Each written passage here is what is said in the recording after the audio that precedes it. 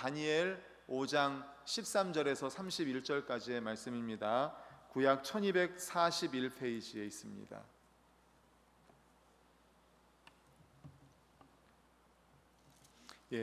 다니엘 5장 13절에서 31절까지 조금 길지만 우리 다 같이 읽겠습니다. 시작. 이에 다니엘이 부름을 받아 왕의 앞에 나오매 왕이 다니엘에게 말하되 내가 나의 부왕이 유다에서 사로잡아온 유다 자손 중에 그 다니엘이냐? 내가 내게 대하여 들은즉 내 안에는 신들의 영이 있으므로 내가 명철과 총명과 비상한 지혜가 있다 하도다. 지금 여러 지혜자와 술객을 내 앞에 불러다가 그들에게 이 글을 읽고 그 해석을 내게 알게 하라 하였으나 그들이 다 그 해석을 내게 보이지 못하였느니라. 내가 내게 대하여 들은즉 너는 해석을 잘하고 의문을 푼다 하도다. 그런즉 이제 내가 이 글을 읽고 그 해석을 내게 알려주면 자주색 옷을 입히고 금사슬을 내 목에 걸어주어 너를 나라의 셋째 통치자로 삼으리라 하니 다니엘이 왕에게 대답하여 이르되 왕의 예물은 왕이 친히 가지시며 왕의 상급은 다른 사람에게 주옵소서. 그럴지라도 내가 왕을 위하여 이 글을 읽으며 그 해석을 아뢰리이다.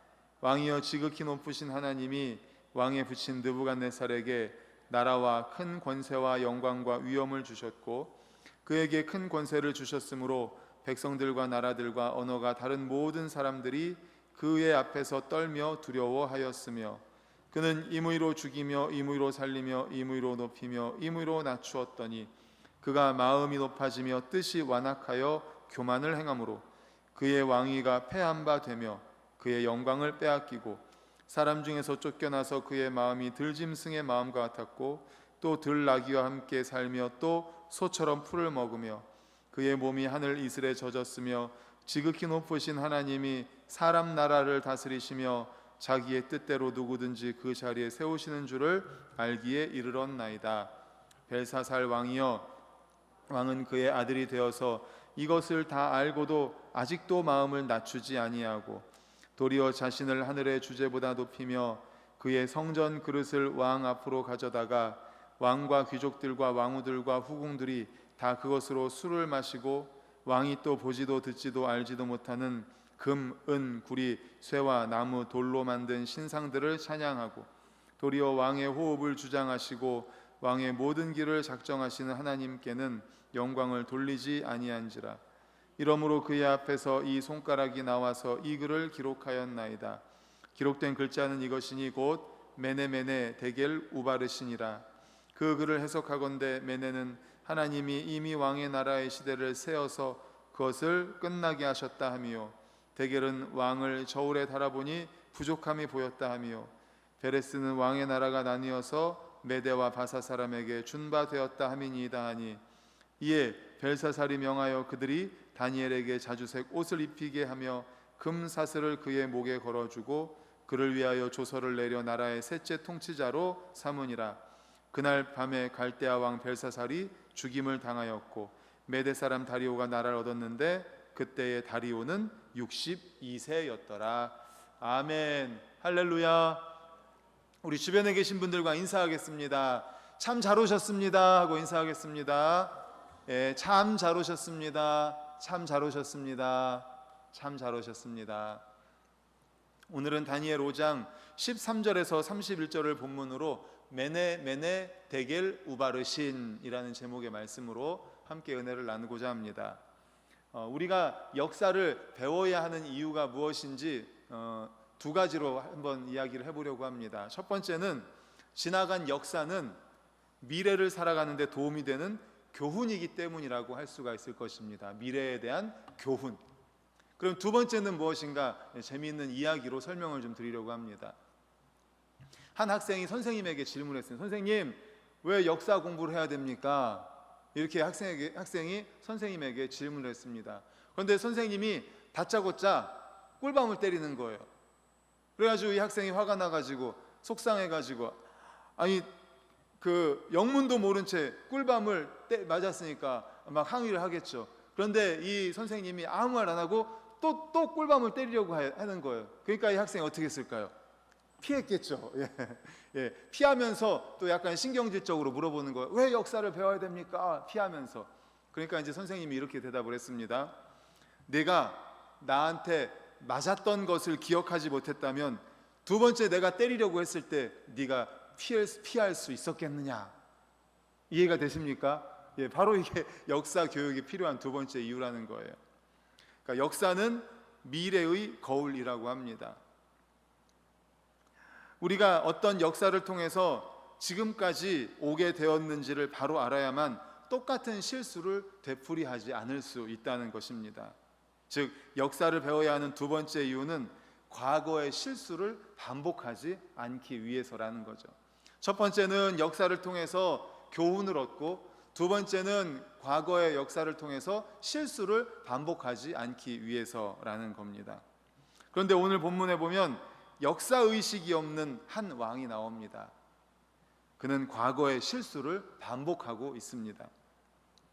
우리가 2주 전에 이 말씀 앞에 있는 말씀을 받았을 때 그때 남양 특집이라고 해서 제가 말씀드렸잖아요. 옛날에 무서운 여름이 되면은 무서운 이렇게 구미호 이런 거 막 나오면은 옛날에 막 이불 뒤집어 쓰고 안 나오나 나오나 이렇게 막 봤던 그런.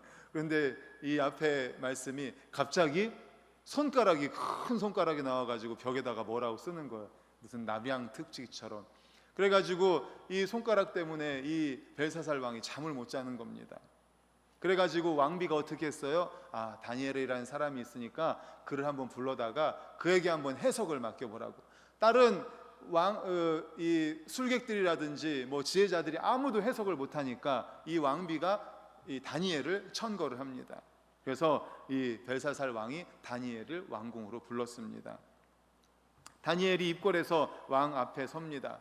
아까도 읽었지만 이제 벨사살 왕이 다니엘에게 이 벽에 쓰여 있는 글자를 해석하라는 거예요. 그러면은 수많은 상급을 다 내려주겠다고 이야기를 합니다. 그런데 이 다니엘은 상급은 됐다고 거절하면서 다니엘은 벽에 쓰인 글자를 해석하기 전에 무엇을 먼저 얘기하냐면 이 벨사살 왕의 죄에 대한 이야기를 합니다.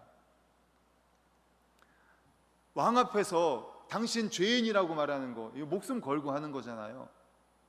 예, 그 당신이 지은 죄에 대해서 쭉 이야기를 하면서 핵심적인 이야기를 하는데 바로 22절입니다. 22절을 화면을 보고 읽습니다. 시작. 벨사살이여, 왕은 그의 아들이 되어서 이것을 다 알고도 아직도 마음을 낮추지 아니하고. 아멘.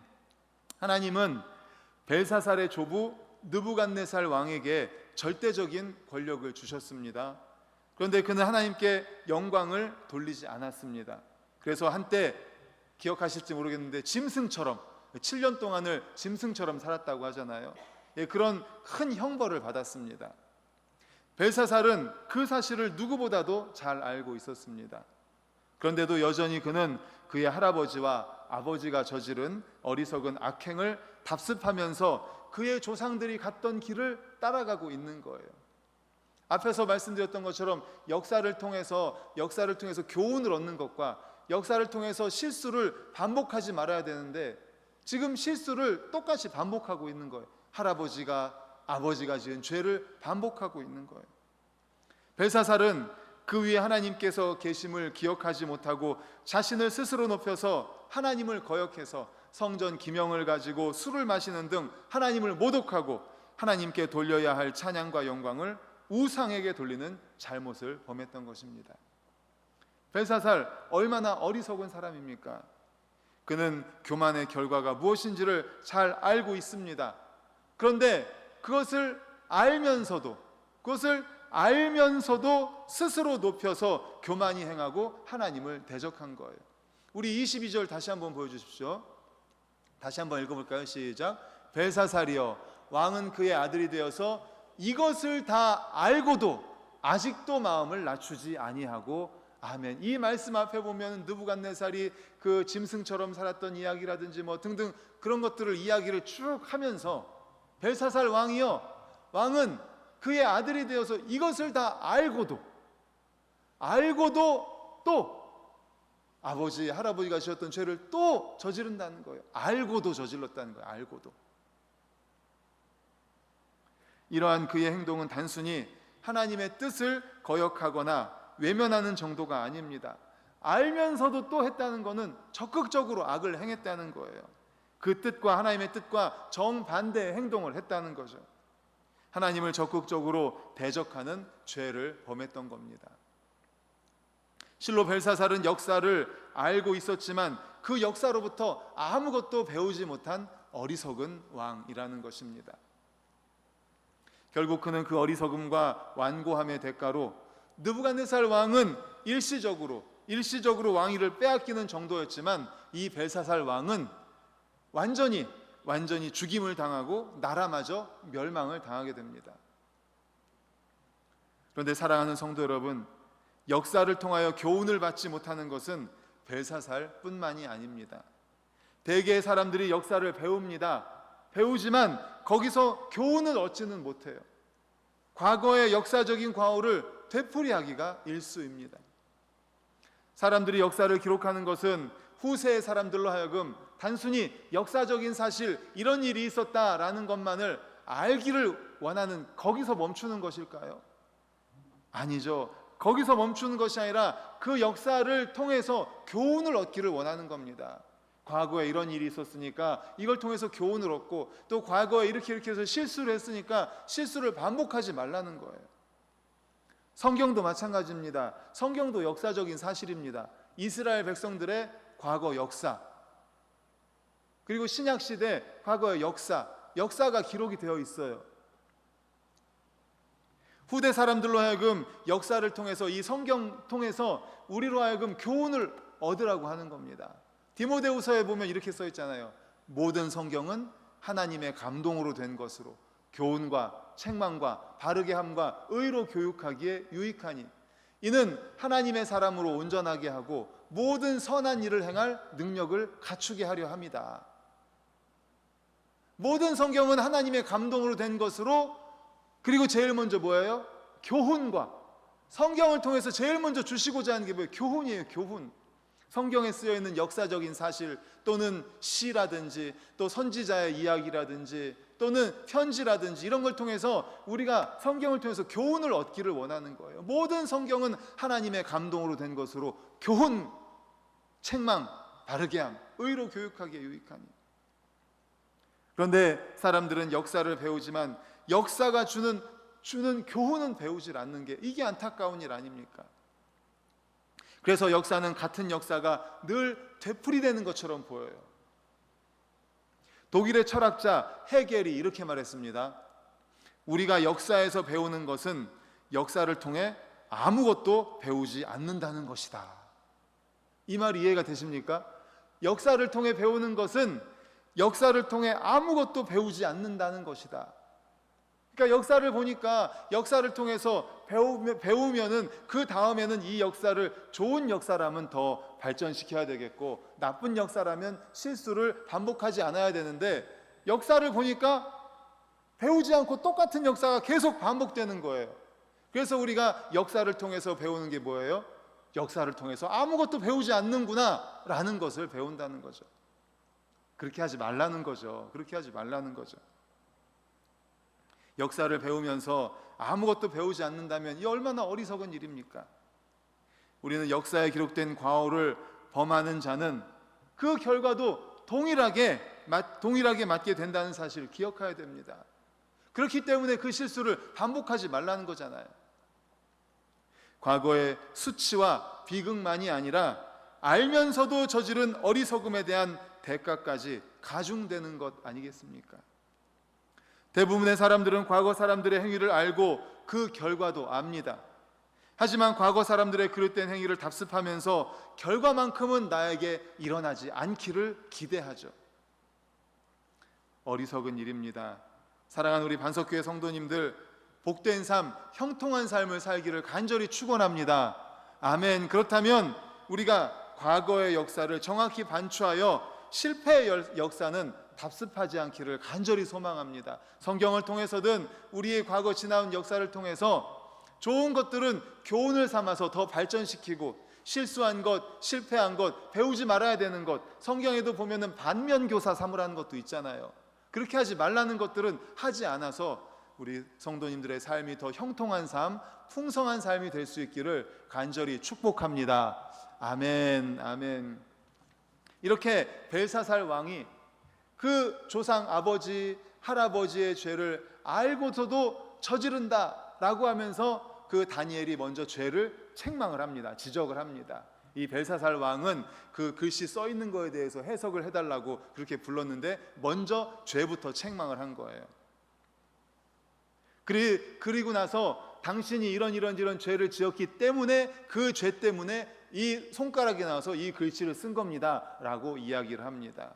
그리고 이어서 그 글자를 해석을 하죠. 우리 25절을 다 같이 읽겠습니다. 시작. 기록된 글자는 이것이니 곧 메네 데겔 우바르신이라. 아멘. 이 문자는 한마디로 말해서 바벨론 제국의 멸망을 이야기하는 글자입니다. 그런데 비단 바벨론 제국에 대한 멸망 심판 선언으로 끝나지 않습니다. 바벨론 제국은 하나님을 경외하지 않는 세상을 상징합니다. 바벨론 하면은 하나님을 경외하지 않는 세상을 상징해요. 그러니까 바벨론 제국의 멸망이라는 것은 하나님을 경외하지 않는 이 세상의 멸망을 상징하는 거죠. 여기서 메네라는 뜻은 셈하다 그런 뜻입니다. 무슨 뜻이라고요? 셈하다, 세어본다, 세어본다, 세어본다. 그거 두 번씩이나 반복하잖아요. 세어보니까 이런 뜻입니다. 하나님께서는 바벨론 제국이 돌아오기를 기다리면서 정확하게 헤아리셨다는 거예요. 불꽃 같은 눈동자로 우리를 지키시는 하나님에게서 피할 수 있는 인생은 아무도 없습니다. 언젠가는 만천하에 드러나게 되어 있습니다. 지금 우리는 하나님 앞에 서 있습니까? 하나님은 지금도 우리 인생의 모든 대소사를 정확하게 세고 계십니다. 메네 세고 있다는 거예요. 세고 있다는 거예요. 바벨론 너희들이 한 일을 세고 있다. 그런데 더는 여지가 없다는 거예요. 돌아오기를 기다리면서 세고 또 세도 여지가 없다는 거예요. 데겔 하면은 저울로 달아봤다 그런 뜻입니다. 저울로 달아봤다. 그런데 저울이라는 것은 하나님의 법입니다. 저울로 달아봤는데 부족하다라는 뜻입니다. 그리고 세어보고 세어봤는데 더 이상은 안 되겠다. 하나님의 법, 저울 하나님의 법으로 재봤는데 더 이상은 안 되겠다라는 거예요. 그래서 우바르신이 무슨 뜻인지 우리 28절을 읽겠습니다. 시작. 베레스는 왕의 나라가 나뉘어서 메대와 바사 사람에게 준 바 되었다 함이니이다 하니 아멘. 여기서 왕의 나라가 나뉘었다. 바로 이게 우바르신, 이게 우하고 바르신이라는 말이 이게 베레스라는 뜻이거든요. 그래서 세어보고 더 이상 안 되겠다. 달아보고 달아봐도 더 이상은 안 되겠다. 결국 그래서 어떻게 된다? 바벨론이 나누어진다. 그런 뜻입니다. 다니엘 5장을 시작하면서 벨사살 왕이 1000명이나 되는 사람의 모아서 바벨론 제국의 영원함을 과시하는 그런 잔치를 벌였습니다. 그렇게 시작했습니다. 하지만 이제 어떻게 끝납니까? 영원할 것 같던 나라가 결국 멸망하고 두 나라로 쪼개어진다는 거예요. 당시 그 누구도 바벨론 제국이 무너지리라는 것은 꿈에도 생각하지 않았습니다. 계속해서 나라가 확장되고 있었기 때문입니다. 하지만 하나님은 그들을 향해서 바벨론의 멸망과 왕의 죽음을 선포한 겁니다. 다니엘의 심판 메시지를 들은 벨사살 왕은 하나님 말씀처럼 그날 밤에 죽고 맙니다. 이렇게 영원할 것 같던 바벨론 제국은 하나님의 말씀대로 무너졌습니다. 그리고 메대 사람 다리오가 바벨론 제국을 차지합니다. 얼마 만의 시간요? 하룻밤 만에. 어떤 제국도 어떤 권력도 인간이 만들어낸 것 중에는 영원한 것이 없습니다. 한 나라가 세워지고 무너지는 데 필요한 시간은 하나님에게는 하룻밤이면 됩니다. 하나님의 나라만이 영원할 뿐입니다. 하나님의 일만이 남을 뿐입니다. 요한계시록 18장 2절 3절에 보면 천사의 선언이 나오는데 우리 화면을 보고 같이 읽겠습니다. 시작. 힘찬 음성으로 외쳐 이르되 무너졌도다 큰 성 바벨론이여 귀신의 처소와 각종 더러운 영이 모이는 곳과 각종 더럽고 가증한 새들이 모이는 곳이 되었도다. 그 음행의 진노의 포도주로 말미암아 만국이 무너졌으며 또 땅의 왕들이 그와 더불어 음행하였으며 땅의 상인들도 그 사치의 세력으로 치부하였도다 하더라. 아멘. 아멘. 다시 한번 2절을 보여주십시오. 무너졌도다, 무너졌도다. 큰 성 바벨론이요. 바벨론이요. 이것은 바벨론으로 상징되는 멸망을 향하고 있는 이 세상, 우상 숭배와 더럽고 가증한 죄악, 음행, 방탕이 난무하는 세상이 멸망할 것을 앞두고 있으며 필경 파멸할 것이라는 것을 나타낸 것입니다. 과거 바벨론이 메네 대겔 우바르신 세어보고 세어보니 안 되겠다, 하나님의 법으로 재보고 재보니 더 이상은 안 되겠다, 그래서 우바르신 결국 나눠지게 될 것이다, 이렇게 선고를 받은 후에 멸망당한 것처럼 이미 심판을 선고받은 이 세상 역시도 멸망을 목전에 두고 있다라고 할 수 있습니다. 그렇게 세상은 멸망의 심판을 피할 수가 없습니다. 이 세상은 바벨론 성이 무너지고 사라진 것처럼 결국 무너지고 소멸될 것입니다. 그렇다면 이 세상, 무너지고 소멸될 이 세상, 바벨론 성과 같이 무너질 이 세상에서 우리는 어떻게 해야 되겠습니까? 이 세상도 지금 보면 정말 죄악으로 달려가고 있잖아요. 점점점 죄가 심해지고 있잖아요. 방탕, 타락, 음행, 거짓과 이런 것들을 보면 점점 죄악을 향해 달려가고 있지 않습니까? 여기에 젖어서는 안 됩니다. 영적으로 깨어 있어야 합니다. 깨어 있어야 합니다. 그래서 제가 요한계시록 18장 4절과 예레미야 50장 8절을 준비했는데 한번 다 같이 읽어보겠습니다. 시작. 또 내가 들으니 하늘로부터 다른 음성이 나서 이르되 내 백성아 거기서 나와 그의 죄에 참여하지 말고 그가 받을 재앙들을 받지 말라. 그 다음 너희는 바벨론 가운데서 도망하라. 갈대아 사람의 땅에서 나오라. 양떼 앞서가는 순념소 같이 하라. 아멘. 다시 한번 계시록 말씀 보여주세요. 하늘로부터 음성이 나서 내 백성아 거기서 나와라. 거기서 나와라. 그의 죄에 참여하지 말아라. 그가 받을 재앙들을 받지 말아라. 또 그 다음 보여주세요. 예레미야 말씀. 바벨론 가운데서 도망해라. 갈대아 사람의 땅에서 나와라. 깨어있으라는 겁니다. 영적으로 죽어가고 있고 죄악을 향해서 음란과 타락과 점점 멸망해가는 쪽으로 향해가고 있는 이 세상 속에서 거기서 나오라는, 거기서 물들지 말라는 거예요. 거기서 물들어서 우리도 죄악과 타락과 그 속에 있다면 우리도 바벨론처럼 멸망할 수밖에 없다는 겁니다. 깨어있으라는 거예요. 거기에 들어가지 말라는 거예요. 나오라는 거예요. 이 세상은, 이는 세상에 대한 하나님의 심판이 임박한 때를 살아가는 우리 성도들에게 하는 말씀입니다. 사랑하는 성도 여러분, 하나님께서는 지금도 세상을 향해서 말씀하십니다. 메네 데겔 우바르신, 머지않아 세상에 심판을 내리실 것을 분명하게 선언하고 계십니다. 그때가 언제입니까? 예수님이 재림하실 때, 예수님이 재림하실 때 분명히 심판하십니다. 심판하십니다. 그런데 이 세상은 지금 거기로 향해서 가고 있잖아요. 우리는 하나님의 이런 심판 선언을 받은 세상으로부터 나와야 됩니다. 그리고 피난처요 구원의 산성이 되신 예수 그리스도 안에 거해야 함을 기억하시기를 축원합니다. 아멘. 산성 되시는, 우리의 산성이 되시는, 피할 바위가 되시는 예수 그리스도 안에 머물러야 합니다. 세상이 추구하는 죄와 불의, 방탕을 멀리하고 오직 하나님만을 만족해하며 기쁘시게 하는 삶을 살아가는 예수 그리스도 안에 머물러 있는 우리 모든 성도님들 되시기를 간절히 축원합니다. 아멘.